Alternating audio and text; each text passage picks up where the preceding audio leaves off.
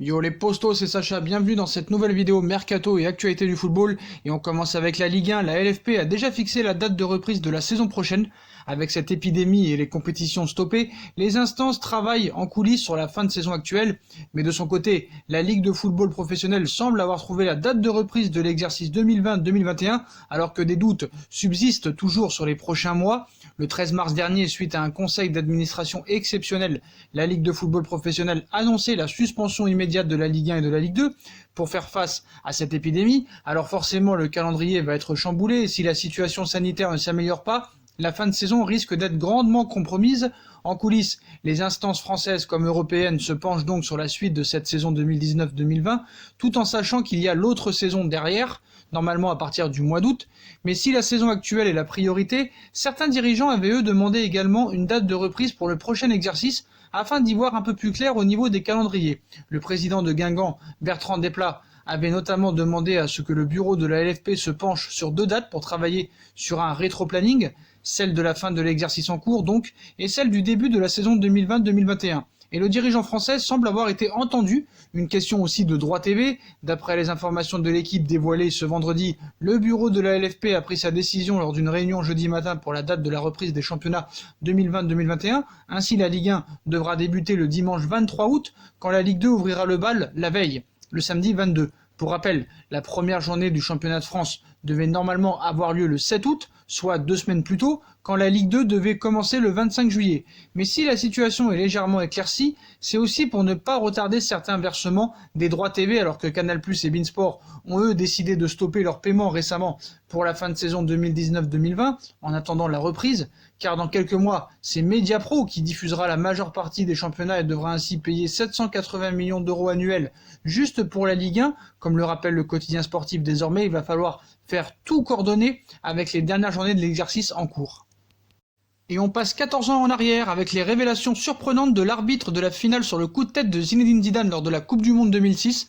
Quasiment 14 ans après l'événement, Horacio Elizondo, l'arbitre de la finale du Mondial 2006, est revenu sur l'expulsion de Zinedine Zidane suite à un coup de tête, et l'Argentin a pu compter sur son 4e arbitre qui a vu toute la scène depuis le bord du terrain. Horacio Elizondo, ce nom ne vous dit peut-être rien, et pourtant, le 9 juillet 2006, au stade olympique de Berlin, c'est lui qui est au sifflet pour la finale de la Coupe du Monde entre l'équipe de France et l'Italie, un match bien entamé par les Bleus avec une panenka de Zinedine Zidane sur penalty à la 7e minute, avant l'égalisation de Marco Materazzi sur corner à la 13e.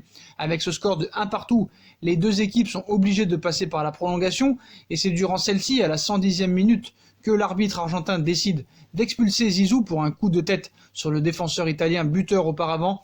La suite, l'équipe dirigée par Raymond Domenech s'inclinera au tir au but 3-5, un épisode douloureux pour les supporters de l'équipe de France et les tricolores présents ce soir-là à Berlin sur la pelouse. Presque 14 ans plus tard, Horacio Elizondo a accepté de revenir sur cette scène pour RMC Sport. Ce dernier a d'abord avoué qu'il n'avait rien vu puisqu'il était de l'autre côté du terrain. Il cite « À aucun moment je n'ai pu le voir. Le jeu se trouvait dans la direction opposée. Quand le ballon est revenu au milieu de terrain, j'ai vu qu'un joueur non identifié avec un maillot bleu, les Français étaient en blanc, se trouvait au sol et qu'il ne se levait pas. Alors j'ai couru vers l'action et j'ai demandé à mes assistants s'ils avaient observé quelque chose de spécial.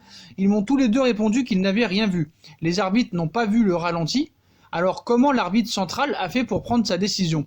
Comme il l'a expliqué, c'est le 4e arbitre, M. Luis Medina Conterralo, qui l'a éclairé. Il cite « Il me dit rapidement que Zidane a mis un coup de tête à Materazzi. Je lui demande comment il a vu cela, s'il s'agissait d'une agression ou d'un tête-à-tête. Il me dit que c'est un terrible coup de tête. Carton rouge », a poursuivi Elizondo. « Non, je n'ai jamais vu la vidéo. Après le match, je suis retourné lui demander parce que des gens disaient qu'ils auraient pu le voir sur un écran, mais il a continué à me dire qu'il avait vu sur le terrain. » L'arbitre, aujourd'hui âgé de 56 ans, qui a d'ailleurs mis fin à sa carrière quelques mois après la finale du Mondial 2006, a donc mis la main à sa poche suite aux déclarations du 4e arbitre dans l'oreillette. Zinedine Zidane, lui, a aussi raccroché les crampons après cette compétition internationale et a donc terminé sa carrière sur une mauvaise note. Mais Zizou, ne l'oublions pas, c'est surtout une Coupe du Monde en 1998 ou encore un Euro en 2000 et plein de matchs de haut niveau sous le maillot tricolore pour le plus grand plaisir des amateurs du ballon rond. Comme vous le savez, depuis quelques jours, la guerre est déclarée au FC Barcelone. Depuis un certain moment maintenant, la tension est palpable en coulisses au sein de l'écurie espagnole.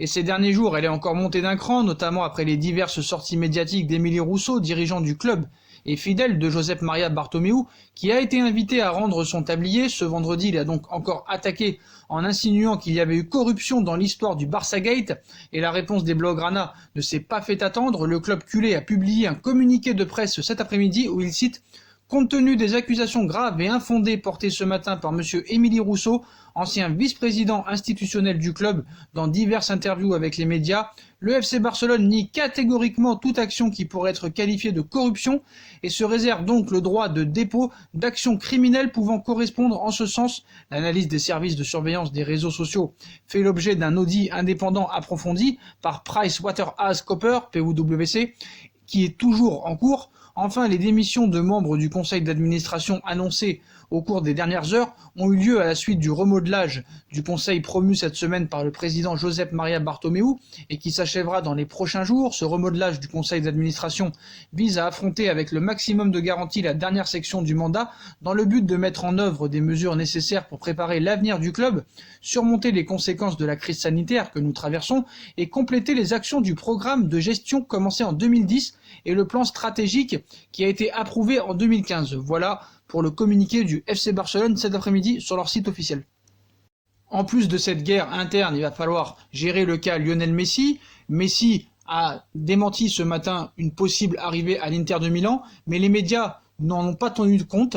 Lionel Messi pourrait être au cœur d'un échange XXL pour assurer la succession de Luis Suarez. Le FC Barcelone voudrait recruter Lautaro Martinez, alors que Lionel Messi pourrait faire le chemin inverse.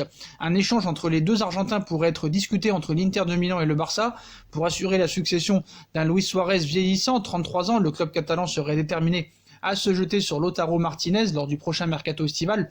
En parallèle, Lionel Messi, qui aurait la possibilité de quitter le Barça quand il le désire, est annoncé avec de plus en plus d'insistance aux côtés de l'Inter de Milan, ce qui pourrait donner des idées aux deux clubs, Lautaro Martinez et Lionel Messi, dans une opération commune, même si ce matin Lionel Messi a démenti tout ça. Selon les informations de Tuttosport, la crise provoquée par cette épidémie pourrait inciter le Barça et l'Inter à échanger Lautaro Martinez et Lionel Messi. Toutefois, les revendications salariales de la Pulga pourraient être un frein à ce dossier. En effet, Lionel Messi réclamerait un salaire d'environ 50 millions d'euros net annuels, une somme que l'Inter pourrait avoir du mal à débourser. Malgré tout, les Nerazzurri auraient une solution pour remédier à ce problème. À en croire le média transalpin, Antonio Conte pourrait débloquer la situation grâce à l'aide de nouveaux sponsors, en tout cas l'Inter Milan bien sûr, pas Antonio Conte évidemment. Compliqué pour le Barça après tous les problèmes financiers et les gros transferts investis ces dernières années qui n'ont pas été rentables, le Barça pourrait peut-être être obligé de vendre Lionel Messi. Un prix symbolique pourrait être fixé pour Lionel Messi ces derniers jours. Donc l'avenir de Lionel Messi a été plus que jamais remis en question alors que la Pulga est annoncée avec insistance du côté de l'Inter de Milan. Le Barça serait prêt à le laisser filer contre un chèque aussi d'environ 100 millions d'euros.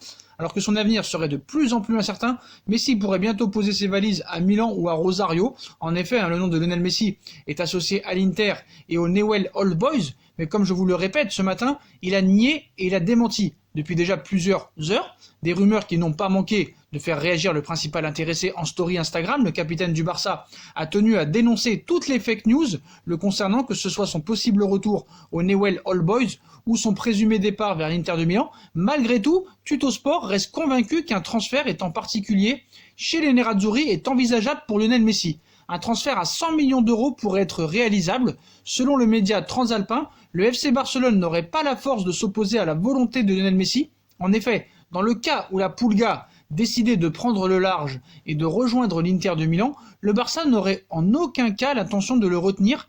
Et comme précisé par Tuttosport, le club catalan aurait même fixé un prix symbolique pour le potentiel transfert de Lionel Messi, à savoir une somme proche de 100 millions d'euros est évoquée. Ce qu'il faut comprendre, c'est qu'en plus, Lionel Messi, lui, demanderait 50 millions d'euros par an alors qu'il en touche actuellement 41. Ça ferait encore des sommes à verser pour le Barça, qui n'en a pas vraiment les moyens et l'envie actuellement. Ce qu'il faut savoir, c'est que Lionel Messi va avoir 33 ans et c'est peut-être le moment pour le Barça d'en tirer une plus-value, parce qu'après, il sera trop tard et ce serait peut-être bête pour le Barça de laisser partir Messi à la retraite ou en Argentine pour seulement 0 €, alors qu'il y a une plus-value à faire et que 100 millions d'euros minimum pour Messi ferait du bien dans les caisses barcelonaises. Donc c'est Tuttosport qui annonce tout ça en ce moment, un média italien. Donc Mundo ou Deportivo ne peut pas rester immobile et doit défendre Lionel Messi. Donc Messi aurait définitivement tranché pour son avenir selon Mundo Esport, donc annoncé avec insistance à l'Inter, Messi aurait un plan en tête, prolonger son contrat avec le Barça et ainsi terminer sa carrière chez les Blaugrana. Donc la presse argentine lâchait une petite bombe sur le futur de Messi. En effet, l'Inter de Milan aimerait ouvrir des négociations avec les proches de la star du Barça, elle qui dispose d'une clause lui permettant de quitter la Catalogne dès cet été. Les Lombards auraient donc des idées claires dans ce dossier, mais cette rumeur ne serait qu'un prétexte afin de faire pression sur le Barça concernant la future prolongation de Messi. Cela tombe bien, ce dernier a formellement démenti une éventuelle arrivée à l'Inter, une prolongation souhaitée par Messi, un salaire entre 40 et 50 millions d'euros. Comme le relèvent certains médias espagnols, Lionel Messi n'aurait pas changé d'avis à propos de son avenir. Le capitaine du Barça souhaiterait terminer sa carrière à Barcelone, malgré des relations très tendues auprès de Josep Maria Bartomeu et d'Eric Abidal.